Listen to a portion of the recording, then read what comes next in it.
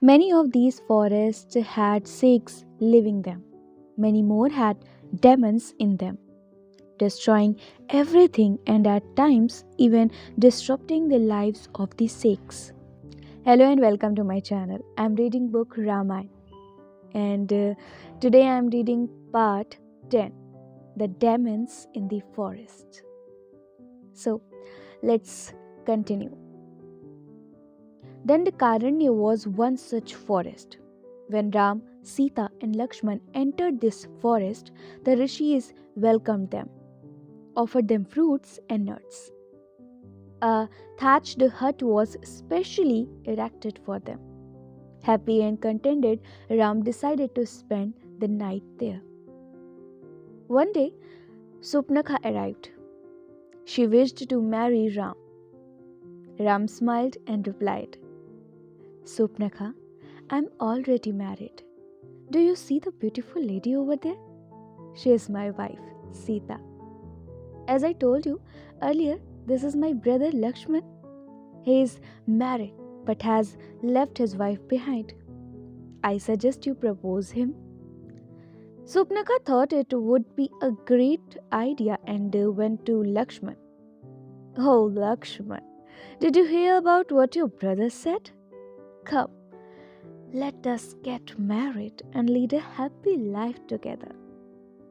Lakshman said jokingly, My dear lady, I am a humble servant of Ram. If you marry me, you will have to be a maid here. Brother Ram will be a king in few years. It's best if you marry him. You can then be the queen. Supnakha pestered Ram again. Ram, marry me.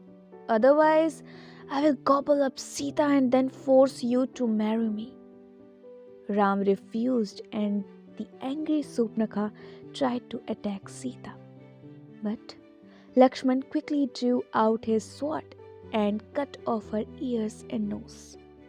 Screaming with pain and rage, Supnakha ran to her brother Khar and told him about how Ram and Lakshman ill-treated her.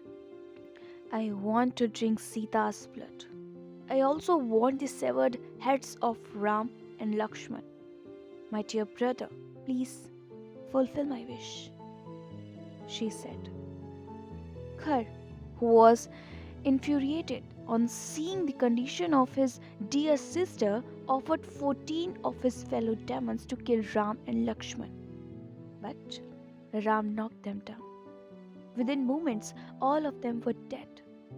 Khar then took a large army of Rakshas with him and promised his sister that he would gift her Ram's head. Each of the Rakshas of the army charged menacingly towards Ram. Ram fought against them, single-handed with Lakshman stood guard near Sita. Ram destroyed the entire army and soon killed Khar and Dushan also. The rishis and the suras who were watching this battle showered petals on Ram and hailing his victory over the demons. They were grateful to Ram for bringing peace to Dandakaranya. Sita was very happy that Ram fought valiantly against the powerful Khar and Dushan. So did Lakshman. Supnaka, who witnessed the mighty power of Ram, fled to Lanka. When she reached the court of Ravan, he was conducting a meeting with his ministers about an important matter related to Lanka. Supnaka entered the court in a dramatic way, crying loudly and trying to cover her gaping nose with her hand. Ravan was horrified to see his sister in such condition. Even before he could say anything, Supnaka burst out talking. Ravan, my brother, all the Rakshasas have been killed. Khar and Dushana are dead. And imagine just one human being is responsible for all this disaster. A man by name Ram has killed 14,000 Rakshasas and also Khar and Dushan. Ram is no ordinary person. When he uses his arrow, it appears as though there is a rain of arrows. And here you are leading a life of luxury, not caring about your brothers who died at the hands of Ram. He described to Marich the way in which Supnakha was disfigured and how Khar and met a cruel death. I want to take revenge against Ram. Only then will my brothers find peace in heaven. That's why I want to separate Sita and Ram, said Ravan. Marich, who had earlier faced Ram's arrow, trembled with fear just at mention of his name. Ravan, you are ill advised. Carrying away Sita is to carry death with you. Sita is another man's wife. Give up such wicked thoughts and go back to Lanka, advised Marich. Ravan would not listen to Marich. He insisted on Marich's help and then explained his pain.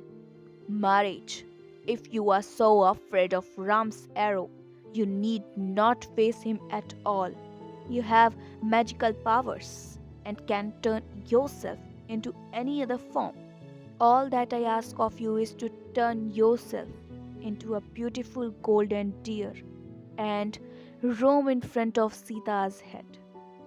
Sita will definitely want you, so she will ask Ram and Lakshman to catch you. When they try to chase you, you can run fast and take them away from Panchwati. With none to protect her, Sita can be easily kidnapped. And unable to bear the separation, Ram will die.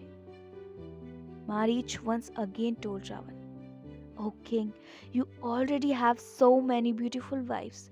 Do not lust for Sita. She will be the cause of your death and destruction of Lanka. Ravan laughed scornfully. How can an ordinary man like Ram cause my death?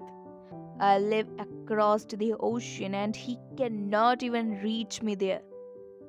I am warning you, Marich, he continued.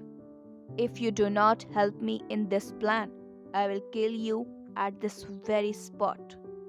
Marich knew that earlier way he would be killed. He preferred to die at Ram's hand and so agreed to Ravan's plan.